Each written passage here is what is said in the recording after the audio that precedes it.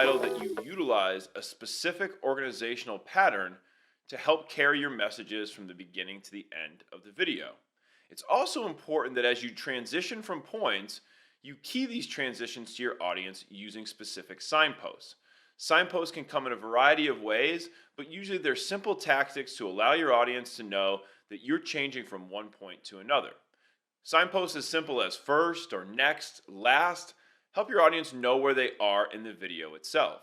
In addition to these simple signposts, you might also consider including internal previews or reviews of your content.